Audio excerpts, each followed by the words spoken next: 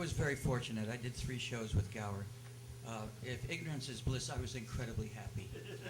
I walked in and I didn't know who Gower was. I had been fortunate enough to work with several other choreographers like Jerome Robbins for a year and Anna White and people like that. And you don't do this. It has to be this. No, it has to be this. You're not doing this right. And so there's no reason to breathe. And with Gower, it was totally different. He hired his actors. He loved his actors. There's not one actor that I know that worked with Gower that didn't think they had a personal love affair with the man.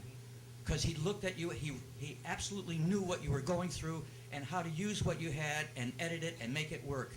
And I can only tell you that in the experiences I had with him, I can't think of any more than I learned with this man about myself and how to use what I had. And all through rehearsal, and I think I was the only performer that I know of that was allowed to be in rehearsals who wasn't involved with that particular rehearsal. Everybody else had to stay out. If you weren't involved with it, you didn't go in that door. There was a flashing red light going. And one day I came into the rehearsal hall. It was the old Balanchine Studios on Broadway, and there's David Merrick sitting on a bench, a wooden bench.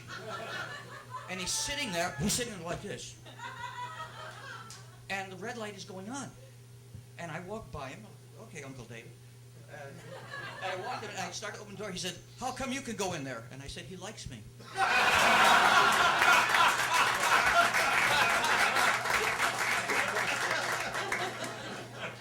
Uncle David just looked at me and resigned and sat back down. And that was the end of that. But I was fortunate. I was watching one thing that he was doing, and because he knew I was learning from it, and why I have no idea. But I was watching him, and then I saw him do something and pull a number out of thin air. And it was hair-raising. As I said, I've worked with some pretty good people before that, and I had never, ever seen that happen. And I looked at it, and out of me came, without me even being able to say it, "It's not the steps, is it?" And he looked at me, and that big, beautiful grin just beamed and said, "No, it's not. It's the concept. You have to care, and the simplest way to care is the best way to do it." And I thought, oh my God, what I just learned. And it's the thing I've said my whole life. He was incredible. My audition for him was very simple. I was working in La Mancha, being one of the muleteers, and my main attribute to talent there is I could bounce on my stomach across the stage and into the well. And Marnell Sumner, who became a stage manager, he was a stage manager at La Mancha, went over and was working with Gower on a show. And he brought Gower in to see me, unbeknownst to me. And he said, "You have an audition." And I said, "I do." He said, "Yeah, go in." So I went in, and I took the pianist with me. And I had done a nightclub act my whole life when I was young. And so I did 2 numbers. I did Once in Love with Amy, and then I did a tap number in which I ended with one foot up in the air, having ended the tap routine at all, and slowly put this one down. And he broke out laughing. And then I left. Next thing I know, I'm in the show. And the scene that he gave me turned out to be a 10-minute number with Angela Lansbury that was a scene beforehand. And we stopped the show every night. I don't believe that happened, but I did.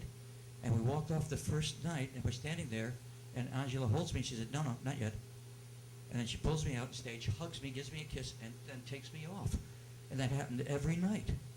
And he didn't do one step in there, but what he edited, he made me do. And whatever happened between the two of us was what he capitalized on. He was a master editor. He would take your talent and be able to wield it into something so awesome that you didn't know that you were doing it.